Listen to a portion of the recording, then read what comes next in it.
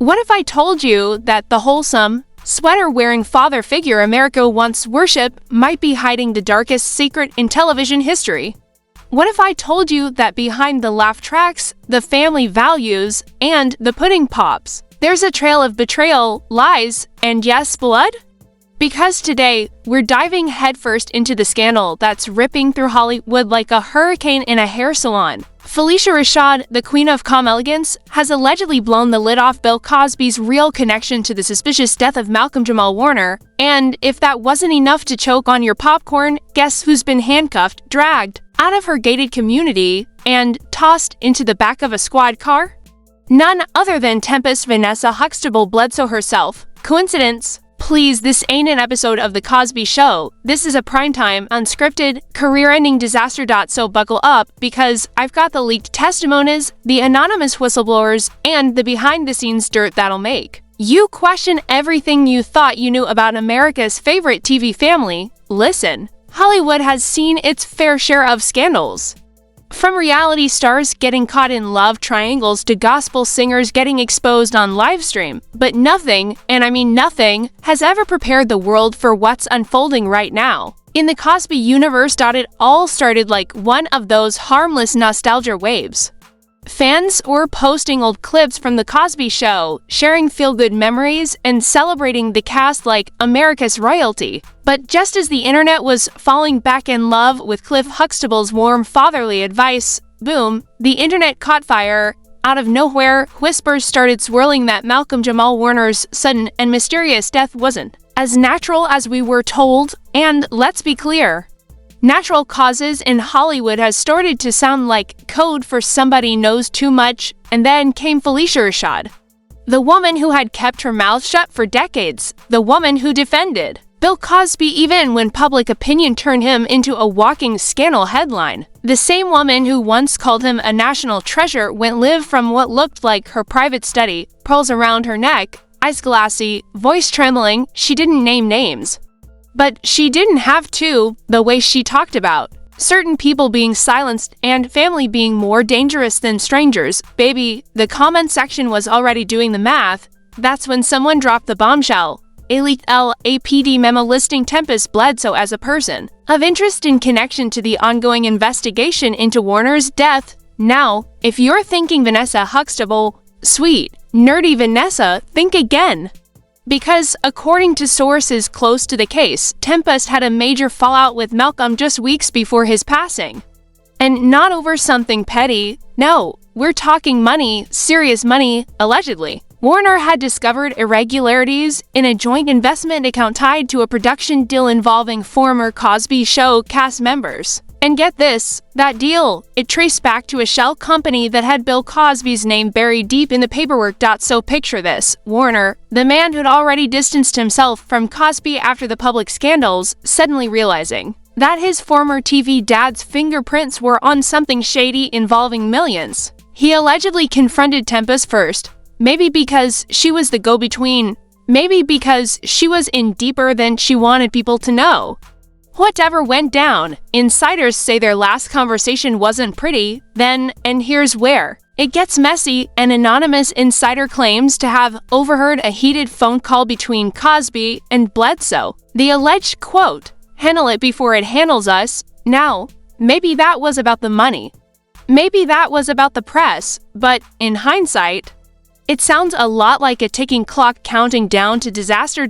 Fast forward 2 weeks, Malcolm's found unresponsive in his Los Angeles home. Official cause, cardiac arrest. Unofficial whispers, a friend had stopped by the night before, saw Malcolm pacing and muttering about documents that can't see daylight. The next day, gone. And just when the internet was starting to side-eye the whole thing, LAPD quietly brought in Tempestt Bledsoe for questioning.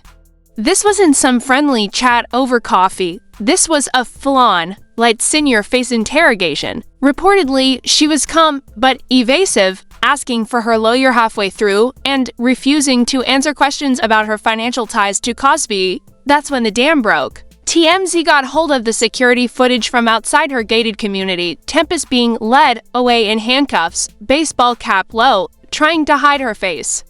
And just like that, social media exploded. Hashtag Vanessa Locked Up started trending within the hour. Meanwhile, Phylicia Rashad's cryptic live stream suddenly made sense to people. Those silenced voices she was talking about, fans are convinced she meant Malcolm. The family more dangerous than strangers line, oh, the internet, decided that was a direct shot at the Cosby Show circle. But here's where this story takes a darker turn.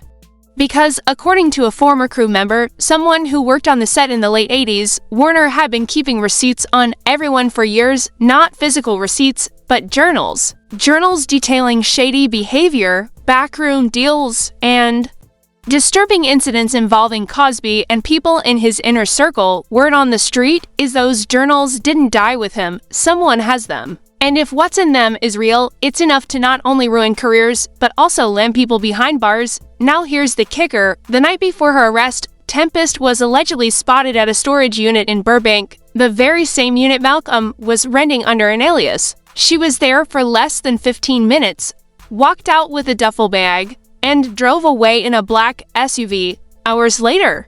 Boom, LAPD shows up. So now we've got motive, opportunity, and a suspicious timeline. But if you think that's the end of this rabbit hole, oh no, baby, we're just at the entrance. Because there's one more name that just popped up in the investigation, and it's a name nobody expected to hear in this context.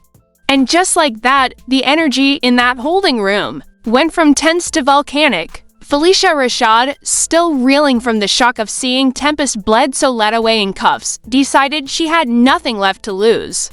She slammed her palm on the table, leaned forward, and said to the detectives, "You want the truth? I'll give you the truth. Cosby didn't just cover up Malcolm's murder, he orchestrated it." The lead detective froze mid-step. Cameras that had been rolling for evidence suddenly had the vibe of a breaking news special. Every click of a pen, every cough in that room became amplified. Phylicia's voice didn't waver. She painted a chilling picture, one that would turn this from a suspicious celebrity death into a full-blown Hollywood conspiracy. According to Phylicia, the tension between Malcolm Jamal Warner and Bill Cosby had been building for years. She claimed that Malcolm had privately confronted Cosby about things he'd seen on set back in the Cosby Show days, things that could destroy Cosby's legacy forever. Malcolm wasn't scared, she said. He was ready to go public. And Cosby knew that would be the end of him. But here's where it got darker. Phylicia alleged that Cosby didn't act alone. She says he recruited Tempestt Bledsoe, Malcolm's former on-screen sister, to keep tabs on him. At first, it was just subtle intimidation, showing up at the same events, casually reminding Malcolm how much the family owed Cosby. But Phylicia claims things escalated fast. She said Tempestt became the link between Cosby and a shadowy group of fixers who handle Hollywood's dirtiest work. Tempestt was the one who lured him to that final meeting, Phylicia stated, her eyes cold but steady. And she was there when he took his last breath. The detectives exchanged glances. They'd been chasing half-truths and vague leads for months, but this was different. Phylicia wasn't speaking in rumors, she was laying out times, locations, and names. She even pulled a crumpled piece of paper from her bag, a paper that had clearly been folded and hidden for years. On it was an address in Los Angeles, a date February 12th, and a time, 11:47 p.m. That's when he died, she whispered.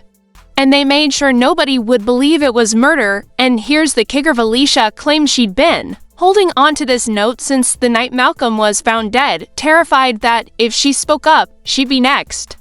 But when she saw Tempestt in cuffs, she decided it was now or never. By now, the detective's assistant was already calling in a forensic team to search the address on the paper. But the twist didn't stop there. A security guard from that building had come forward the week after Malcolm's death, claiming he saw a famous TV dad leaving in the early hours of the morning. The report had mysteriously vanished from the system. Now, with Phylicia's statement, it was clear why. Just when you think this couldn't get any more tangled, a new name entered the chat: Carlton Hayes. Never heard of him. That's because he wasn't an actor, director, or producer. He was the personal driver for Cosby for over 15 years. Phylicia alleged that Carlton was the one who physically transported Malcolm's body after the incident, making sure it appeared he died somewhere else. And where is Carlton now? According to Phylicia, missing for the past 5 years, Tempestt, meanwhile, wasn't saying a word. As she sat in the interrogation room, she kept her head down, eyes fixed on the table, refusing to acknowledge anything, but her silence spoke volumes. Every lawyer in America knows when a client shuts down completely, it usually means the allegations hit close to home. The public didn't stay in the dark for long. Within hours of Phylicia's statement being leaked, Twitter became a digital crime scene. Hashtags like #Justice for Malcolm, #Cosby cover up, and #Arrest Cosby now started trending worldwide. Old interview clips of Malcolm talking about betrayal and people he thought were family resurfaced, and suddenly everyone was connecting dots they'd ignored for years. But here's where the internet went into overdrive. Fans dug up a 2013 interview with Tempestt where she accidentally referred to Malcolm in the past tense, even though he was still alive at the time. At the time, it was brushed off as a slip of the tongue. Now, people were calling it a confession. Hiding in plain sight, the LAPD, feeling the pressure, announced a press conference for the next morning.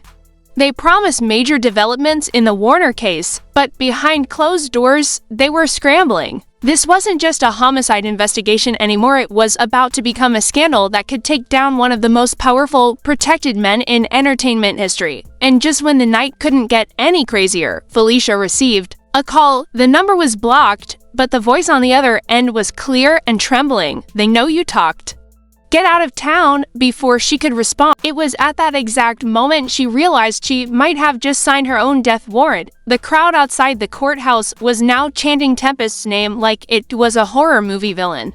News vans were double parked, microphones were shoved into every face that even looked like they might know something, and then the unthinkable happened.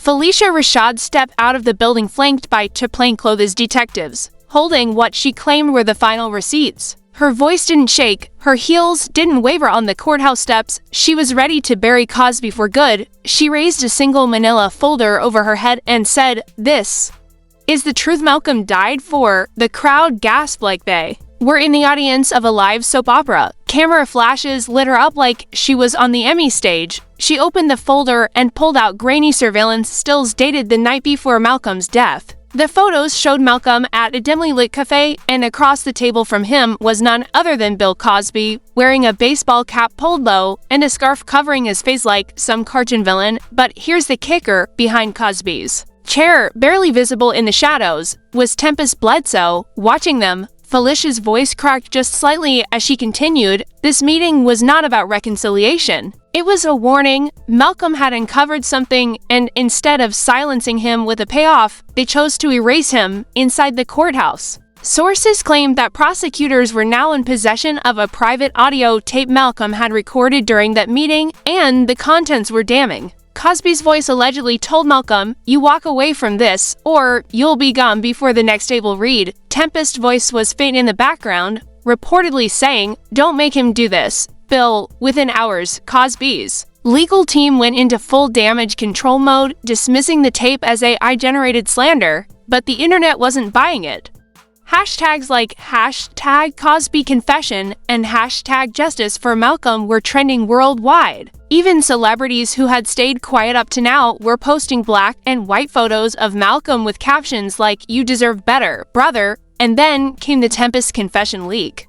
According to an anonymous insider, which everyone pretty much assumed was one of Phylicia's people, Tempest had broken down in an interrogation room after being shown the cafe footage. She allegedly admitted she was there that night, but claimed she wasn't part of the plan. She said she had been trying to warn Malcolm to leave town, but Cosby found out and accelerated the timeline. The most explosive part, she claimed, Cosby had help from someone inside the police department who ensured the case was closed before any real investigation began. The media latched onto that detail like sharks scenting blood.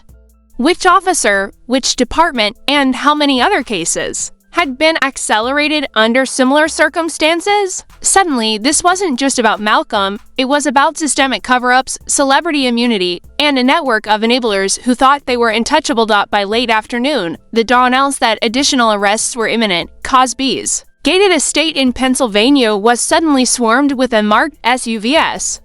Helicopters hovered overhead, and TMZ went live with what they claimed was exclusive drone footage of movement on the property. Social media went into full meltdown mode, with live streams dissecting every blurry pixel dot in a twist straight out of a scripted drama. Phylicia wasn't done.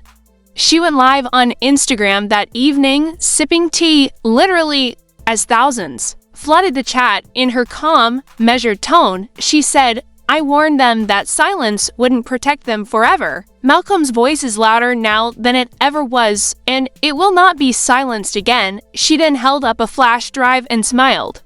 "This goes to the press tomorrow." The comments exploded, with viewers begging her to drop it immediately. Others